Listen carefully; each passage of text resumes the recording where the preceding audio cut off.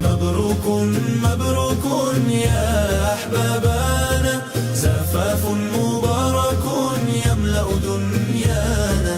جمعكم الرحمن في عشرة حسنة، وأسعدكما بالإيمان نون المسكنة، وبالتقوى تزرعون الأمل الأحسن.